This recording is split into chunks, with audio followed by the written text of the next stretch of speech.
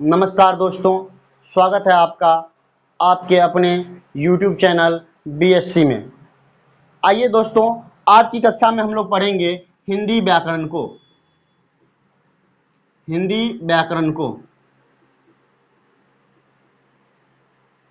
दोस्तों, पहले जान लेते हैं कि हिंदी व्याकरण क्या होता है। तो बच्चों, हिंदी व्याकरण वह शास्त्र है जो हमें यह बतलाता है कि हिंदी भाषा को कैसे लिखेंगे, कैसे बोलेंगे, कैसे पढ़ेंगे, कैसे समझेंगे। इन सारी बातों का जो हमें ज्ञान देता है, उसके नियम कानून तौर तरीकों को जो बताता है, वही दोस्तों हिंदी व्याकरण है। तो इसको आइए हम भाषा के रूप में लिखते हैं। हिंदी व्याकरण क्या है? तो हिंदी व्याकरण वह शास्त्र है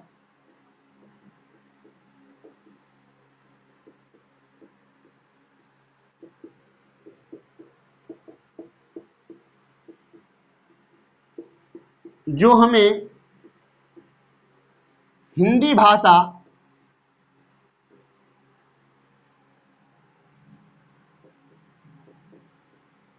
को शुद्ध रूप में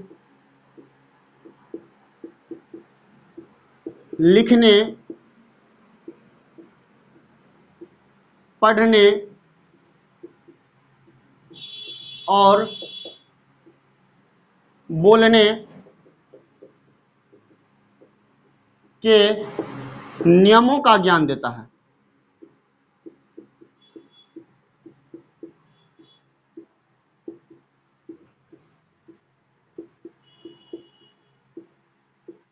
ठीक है बच्चों, हिंदी व्याकरण क्या है? तो हिंदी व्याकरण वह शास्त्र है जो हमें हिंदी भाषा को शुद्ध रूप में लिखने, पढ़ने और बोलने के नियमों का ज्ञान देता है। ठीक है बच्चों, तो जो हमें वह शास्त्र जो हमें हिंदी शुद्ध पढ़ने, लिखने तथा बोलने का ज्ञान देगा, उसी शास्त्र को हम हिंदी व्याकरण कहेंगे। बच्चों, हिंदी व्याकरण को पढ़ने के लिए, उसे आसान बनाने के लिए 4 भागों में बांटा गया है। अर्थात हम इसको इस प्रकार से कह सकते हैं, हिंदी व्याकरण के भेद। तो इसके भेद कितने हैं, या इसके प्रकार कह सकते हैं, ये कितने प्रकार के होते हैं, या इसके कितने भेद हैं। तो बच्चों, इसके 4 भेद हैं। इसको हम लोग 4 वर्गों में बांट करके इसे पढ़ते हैं। सबसे पहला जो वर्ग है वह है दोस्तों वर्ण विचार। बच्चों, दूसरा जो वर्ग है वह है आपका शब्द विचार, और तीसरा है आपका वाक्य विचार, और बच्चों जो चौथा है वह है आपका छंद विचार।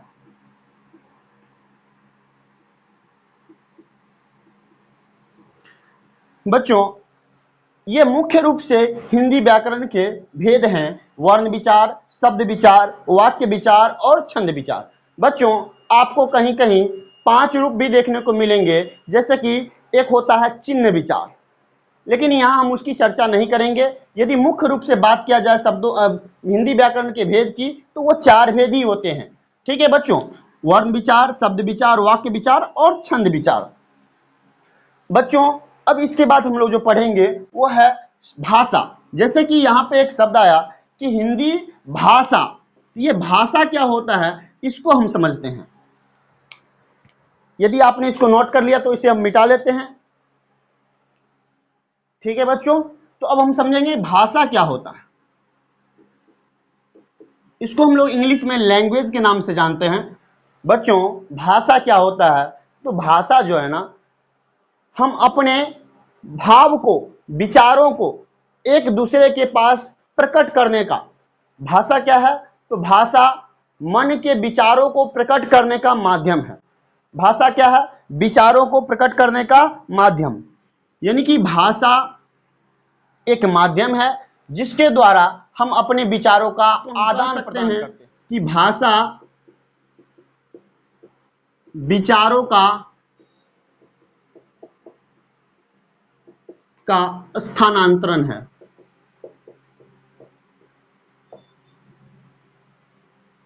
विचारों का स्थानांतरण ही भाषा है। भाषा क्या है?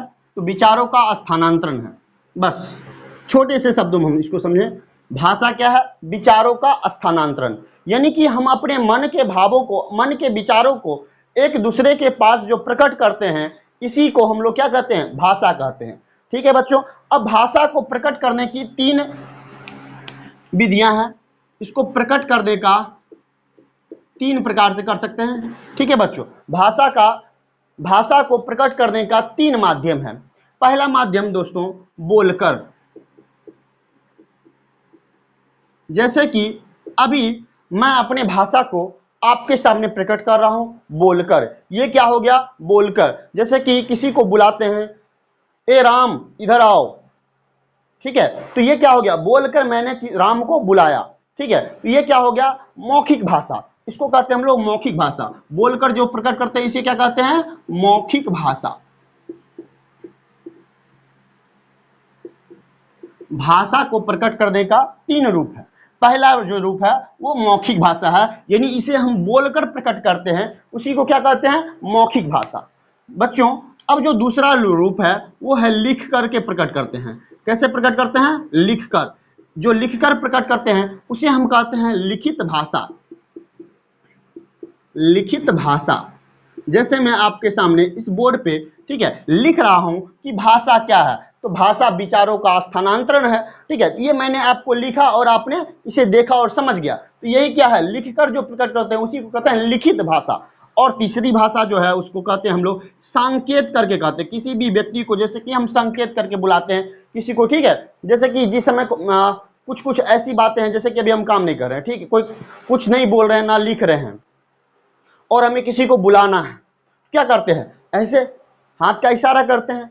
ठीक है, कुछ बॉडी लैंग्वेज, जैसे कि आपको पेट में दर्द है बहुत जोर से, तो क्या करते हैं? आप पेट को जोर से पकड़ते हैं, ओह, इसका मतलब क्या? बोलते भी नहीं है, फिर भी आपने ये नहीं कहा कि मेरे पेट में दर्द है, बस क्या किया आपने? पेट को ऐसे किया जोर से। इसका मतलब क्या कि आपके पेट में दर्द है, लोग आपके शरीर के जो एक्सपेक्टेशन है इससे समझ जाते हैं। आपने अपने शरीर को जो दिखाया, ठीक है, आपने जो सांकेतिक रूप में बताया, इसी को क्या कहें? तो ये संकेत के द्वारा आपने अपने भाव को प्रकट किया, यही क्या हो गया? सांकेतिक भाषा।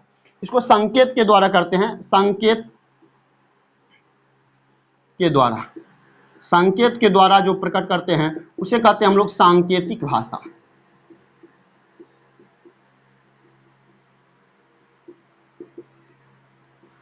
तो आपने क्या समझा? भाषा क्या है?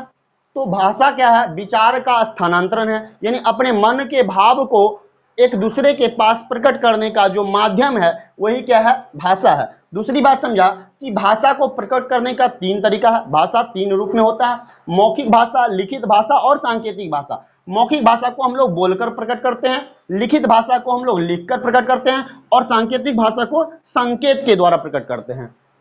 ठीक है, तो चलिए अब इसके बाद हम लोग जानेंगे। अगला पॉइंट है हमारा लिपि। बार बार अक्सर एग्जामों में पूछता है कि बताइए हिंदी भाषा का लिपि क्या है, संस्कृत भाषा का लिपि क्या है, अंग्रेजी भाषा का लिपि क्या है और उर्दू भाषा का लिपि क्या है। इन सारी क्वेश्चनों से आपका सामना होता होगा अक्सर एग्जामों में। तो जान लेते हैं कि लिपि क्या होता है। तो बच्चों जो भाषा का लिखित रूप होता है ना, ठीक है, किसी भी चीज को प्रकट करने के लिए जो हम लिखने का जिस सिंबल का यूज करते हैं, ठीक है, जिस लिखने के तौर तरीकों का यूज करते हैं उसी को हम लिपि। इस प्रकार से लिपि को परिभाषित कर सकते हैं कि भाषा के लिखित सांकेतिक रूप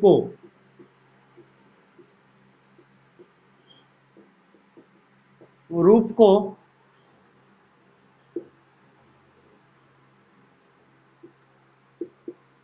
लिपि कहते हैं।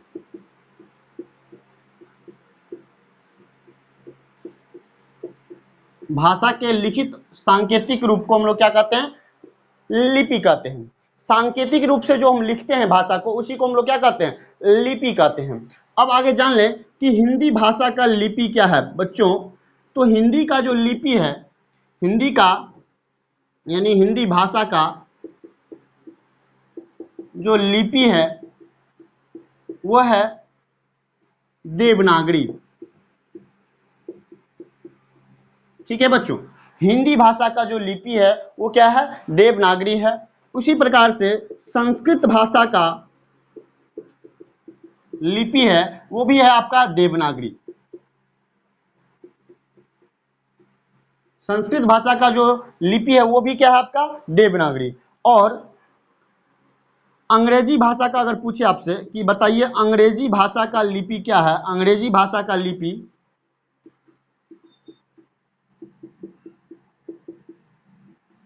अंग्रेजी भाषा का लिपि बाबू रोमन होता है। क्या होता है बच्चों, अंग्रेजी भाषा का लिपि क्या होता है, रोमन। ठीक है। और यदि आपसे पूछे बताइए उर्दू भाषा का लिपि क्या है, उर्दू का लिपि, उर्दू भाषा जो है इसका लिपि क्या होता है, उर्दू भाषा का लिपि, तो उर्दू भाषा का लिपि होता है आपका खरोष्टी लिपि होता है, खरोष्टी।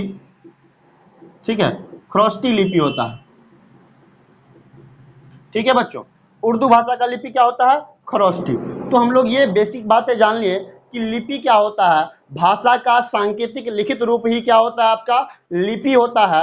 हिंदी भाषा का जो लिपि है वो देवनागरी है, संस्कृत का भी देवनागरी है, ठीक है, उर्दू का खरोष्टी है और अंग्रेजी का रोमन। अब हम जानने जा रहे हैं हिंदी भाषा का इतिहास क्या है, हिंदी भाषा कहाँ से आई। तो सबसे पहली बात, जैसे कि हम लोग सभी जानते हैं सभी भाषाओं का जो जननी है वो है आपका संस्कृत।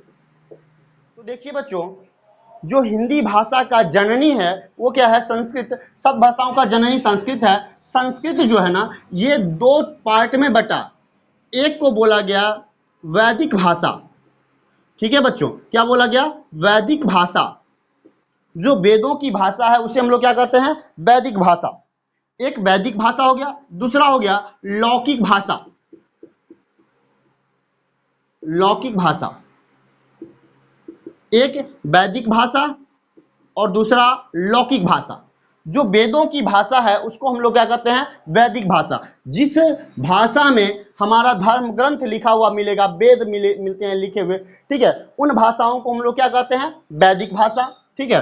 और दूसरी बात लौकिक भाषा, यानी लोगों की बोलचाल की जो भाषा है उसी को हम लोग क्या कहते हैं, लौकिक भाषा। अब आगे देखिए दोस्तों, लौकिक भाषा जो है ना धीरे धीरे विकसित होकर के ये पाली के रूप में मिला। लौकिक भाषा आगे विकसित होकर के पाली में बढ़ के, ठीक है, धीरे धीरे विकसित हो गया, ये बदलता गया और पाली भाषा प्राकृत भाषा में बदल गया। फिर प्राकृत भाषा जो है, प्राकृत भाषा आपका ये अपभ्रंश में बदल गया, अपभ्रंश में। ठीक है बाबू।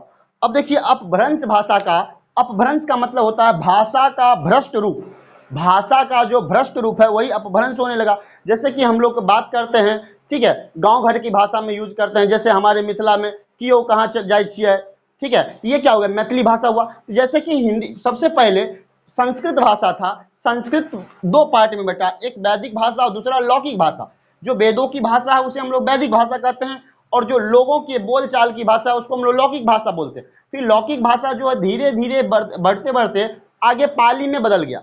ठीक है, जैसे कि आप लोग जानते होंगे कि भगवान बुद्ध की जो भाषाएं थी वो पाली भाषा थी, जैन धर्म की जो भाषाएं वो भी पाली भाषा और कुछ प्राकृत भाषा में भी लिखा मिलता है। ठीक है, तो लौकिक भाषा के बाद पाली भाषा आया, फिर पाली फिर आगे कन्वर्ट होते होते बदलते बदलते, ठीक है, वो प्राकृत में आ गया और प्राकृत भाषा फिर आगे बदलते बदलते थोड़ा भ्रष्ट होते गया और भ्रष्ट होने के बाद अपभ्रंश बना और अपभ्रंश से ही एक भाषा निकलती है सौर सैनी अपभ्रंश, सौर सैनी अपभ्रंश, सौर सैनी अपभ्रंश। ठीक है, ठीक है बच्चों, अपभ्रंश का ही एक पार्ट है सौर सैनी अपभ्रंश। तो सौर सैनी अपभ्रंश से ही हिंदी का उदय हुआ है। ठीक है बच्चों, हिंदी का उत्पत्ति कहां से हुआ है, सौर सैनी अपभ्रंश से। सौर सैनी अपभ्रंश से ही किसका उदय हुआ, हिंदी भाषा का। हिंदी भाषा का उदय, यदि आपसे कोई पूछे कि हिंदी भाषा की उत्पत्ति कहां से हुई है, तो हम बोलेंगे कि हिंदी भाषा की उत्पत्ति अपभ्रंश से हुई। कौन सी अपभ्रंश, सौर सैनी अपभ्रंश से। ठीक है।